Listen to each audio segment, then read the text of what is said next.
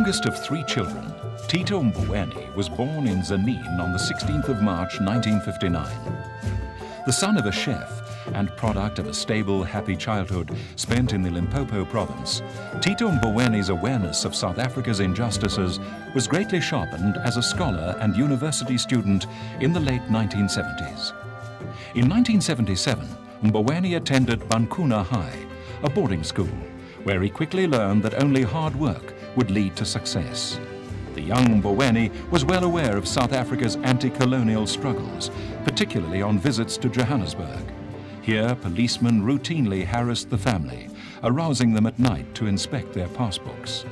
But the true nature of the apartheid system became crystal clear when he began attending university. Refused permission to study at the predominantly white University of Natal, Mboweni was compelled to attend the blacks-only Turfloop University.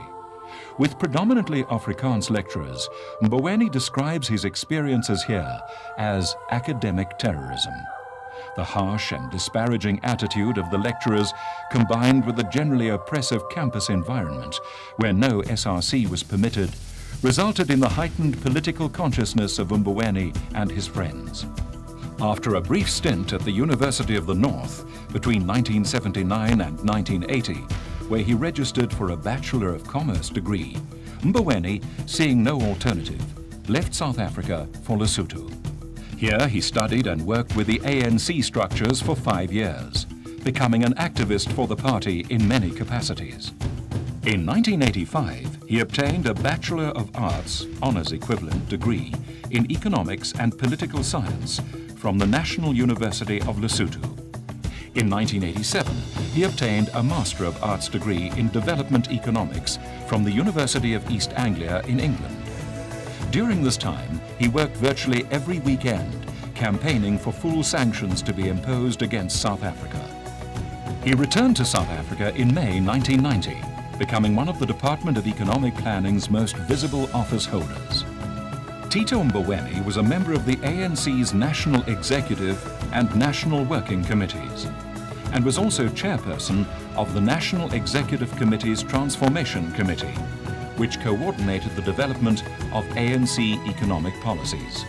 Tito Mboweni was appointed Minister of Labour from May 1994 to July 1996 in President Nelson Mandela's cabinet. He spearheaded the drafting of the new Labour Relations Act, aimed at fundamentally changing South Africa's industrial relations into a more cooperative system. His enthusiasm then was for the development of the government's economic policy. He became one of the World Economic Forum's global leaders of tomorrow in 1995. In 1997, Tito Mboweni was appointed head of the ANC's policy department, which was responsible for managing ANC policy processes.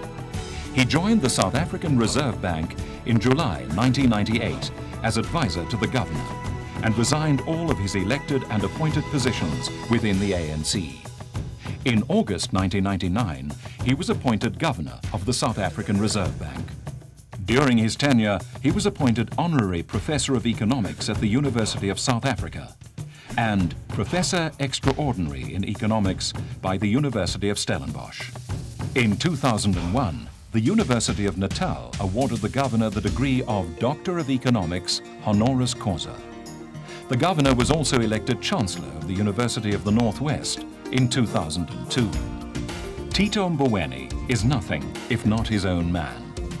Since taking over the governorship of the South African Reserve Bank in August 1999, he has transformed the institution through sheer force of personality. He is young, ambitious, and outspoken, in contrast to the popular perception that central bank governors have ice in their veins. People are not quite used to these darkies, barefooted darkies running the Reserve Bank. So they have to get used to that. So it's a bit of a shock. The Reserve Bank then was viewed as a bastion of Afrikaner power, a secretive organization considered beyond public accountability during the years in which it propped up the former apartheid regime's institutions. The black majority government wanted to prise it open, and it has. Mboweni has promoted transparency and has brought the Reserve Bank in line with international practice. His reforms have included shifting the emphasis of the Reserve Bank mission from its doctrine of protecting the currency to fighting inflation, introducing inflation targeting, and pledging to bring inflation down to between 3 and 6%. Mboweni and his colleagues have had to act decisively on certain issues, such as Nedcor's proposed hostile merger with Stanbic, a 37% fall in the rand to its lowest level of 13 rand 86 to the US dollar, the subsequent commission of inquiry into the rapid depreciation of the exchange rate of the rand, and the challenges related to banking regulations. Mboweni has weathered a difficult year, but his composure has helped the currency to retrace its losses to between 7 and 8 rand to the US dollar. This achievement alone marks one of his most profound successes as governor of the Reserve Bank. At 43, time is on his side. For the time being, Mboweni attests to more modest ambitions. He has developed a taste for a career in the private sector. Newspaper ownership is one avenue that attracts him. Tito Mboweni is a keen fly fisherman and an avid spectator of soccer. He relaxes by reading up on South African history. He intends to retire at 55 to a farm near his hometown of Zanin, but before that, he has playfully set his sights on the post of South African High Commissioner to the United Kingdom from age 50. One of the reasons he claims is to be able to take high tea in the alternative command headquarters of the Savoy Hotel around the corner from South Africa House on Trafalgar Square. I've had some tea. Have nice rivers. The Variety Club of South Africa is thrilled and honored to announce that Governor Tito Mboweni has consented to being a patron of our organization. His particular interest is in assisting us raise funds for our Child Rescue Center for abused children. Governor Mboweni and Variety Club, both campaigners for the rights of the oppressed and voiceless, share a commitment to the rehabilitation of abused children. Governor, you are an inspiration to us all, and we are privileged that you have adopted Variety Club as your charity of choice. On behalf of the entire Board of Trustees of Variety Club, we are honored to welcome you to our team. Two of our patrons, Archbishop Desmond Tutu and Lyndon Barnes, have a personal message for you. Tito, good evening. You are doing a splendid job of work. Just look at what we have done for the Rand. And I'm so thrilled as patron of Variety Club that you have very generously agreed to support its project to build rescue homes for abused children.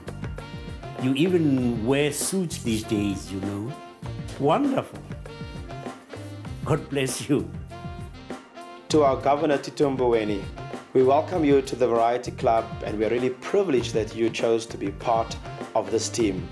We know with your support we are going to make it work, and you will add to us a flavor that will give us more spice and variety. So welcome on board.